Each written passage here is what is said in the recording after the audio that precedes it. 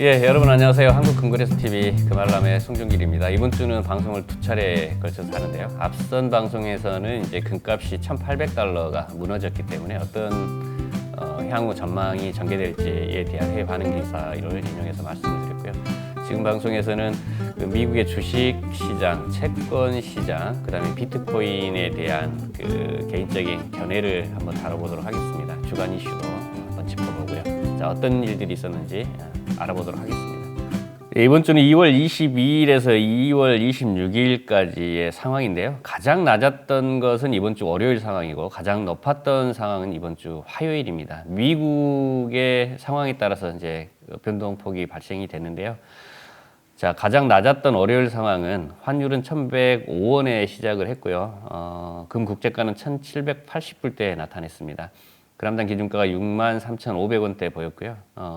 돈당 가격은 23만 8천원, 은값은 980원대 보였어요.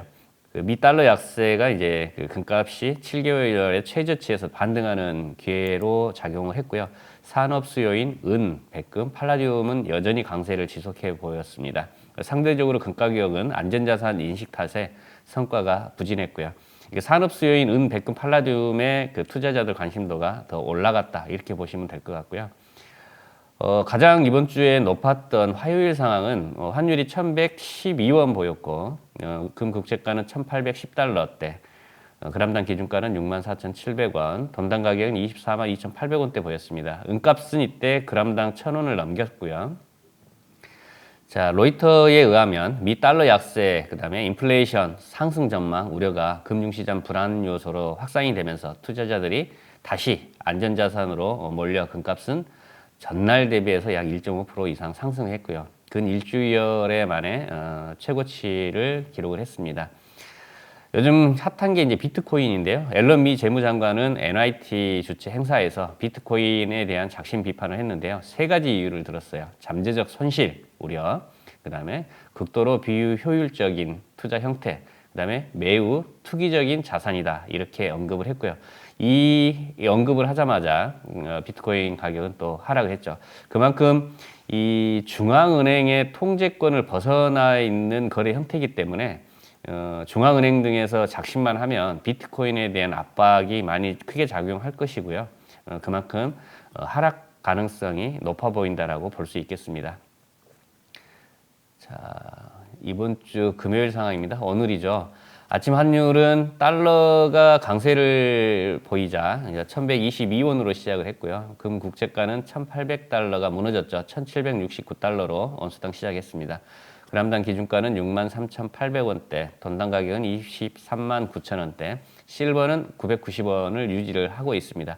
실버는 근래 절대 800원대로 다시 회복하지 않았고요. 계속 강세를 유지하고 있다라고 보시면 되겠습니다. 자, 로이터 통신 기사 먼저 말씀드리겠습니다. 미 연준 의장의 초저금리 정책, 그 다음에 채권 매입 지속하겠다라고 하는 언급이 있자 미 국채 10년 금리 1.6% 상승을 했고요. 이에 따른 영향으로 금값은 일주일에 최저치인 1,800불이 무너졌습니다.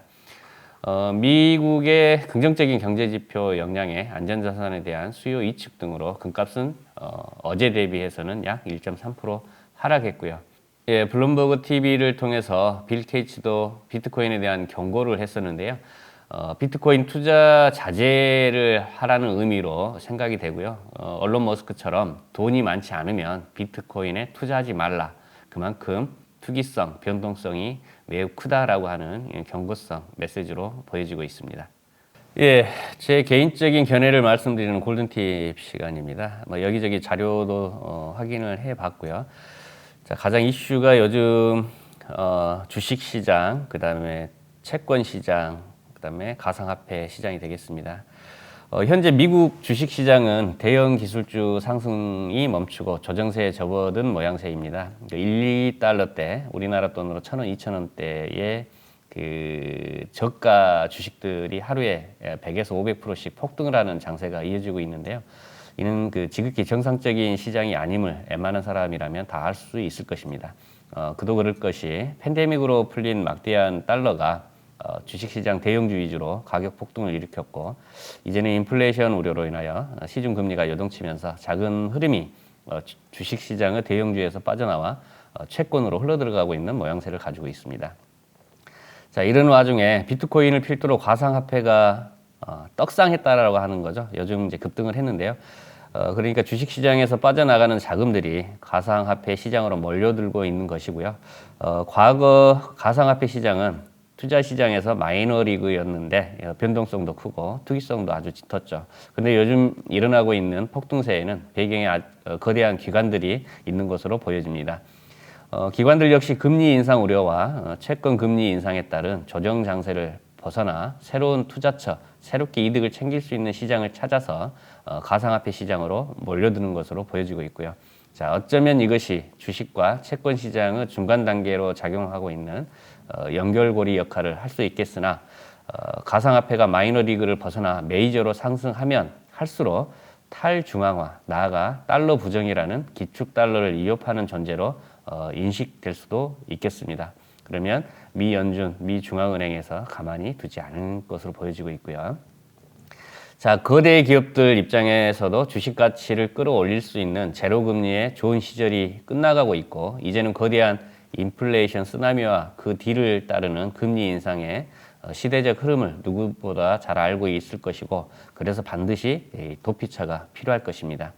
만약 충성도가 높은 전 세계 수십억 명의 사용자를 가지고 있는 기업이 자체 디지털 화폐를 발행하고 이를 달러와 치환 가능하도록 한 뒤에 자체 디지털 화폐로 그들이 가진 거대 마켓 내에서 자유롭게 거래하도록 만든다면 전혀 새로운 시대가 열릴 것이고요.